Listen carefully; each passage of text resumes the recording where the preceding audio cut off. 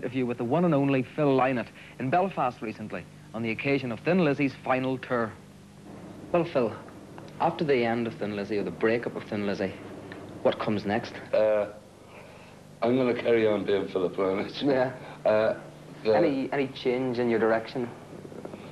Say the way you write the songs, the content, the lyrical content? Well, first of all,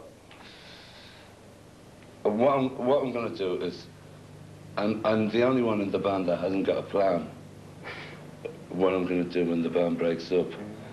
The band has got about a year to wind it up. After this, we've done an English tour, yes, and now we're doing the Irish tour. And then we're going to do Scandinavia, Japan, Australia, and America. And then there'll be a live album. And then there'll be a compilation album. And then there'll be the return tour. No, there'll be just, there's a lot to do to wind it all up. So at the moment, it's going to take a year to just wind the whole thing up, right? Now, the thing I promised myself after that year is to spend some time with my children. I just feel I've given Lizzie 100% for like 10 or 13 years or whatever you say. And now I just want to spend some time with my kids. So I thought if I did, if I at least took 6 months anyway, just to spend with the children, who knows, I might end up like Bjorn Borg, you know, give her up altogether. Yeah. But I'd maybe take up tennis. All through your albums, you've always come across as a highly literate person. You take care of your lyrics. They tell stories, they're narrative. And you've had books of poetry published. You know, could you see this as being, say, even more important to you than, say, the musical side of things? I mean, you know, secretly I've always wanted to be James Joyce, you know? But I mean, being James Joyce is another thing. Yeah. I mean, it's just illusions of grandeur sometimes, you know? I'd like, you know, I'd look great on the passport, you know, yeah, writer, you know, but I doubt it for some reason. There are a lot of very good new bands over in Ireland. What sort of bands would you listen to at present? Any names?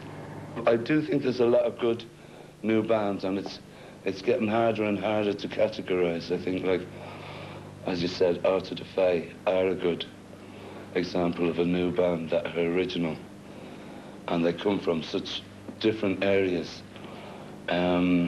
Eugene, I like Eugene. Yeah. I've seen them. Yes. I like them. Who else have I seen? I'm trying to...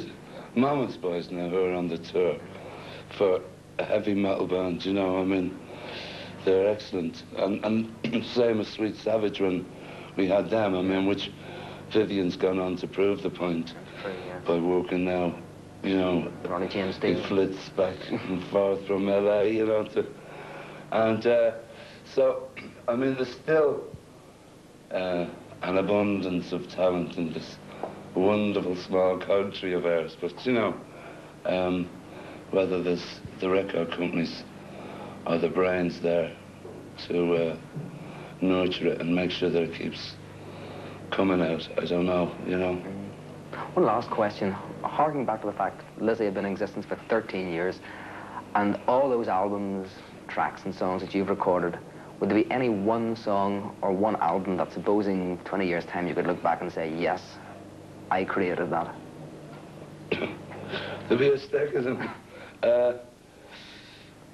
Duke Ellington had a great answer to that question. He used to say, my favourite song is the next one. And hopefully that'll be my answer in 20 years' time, you know. Right. Thanks a lot, Phil.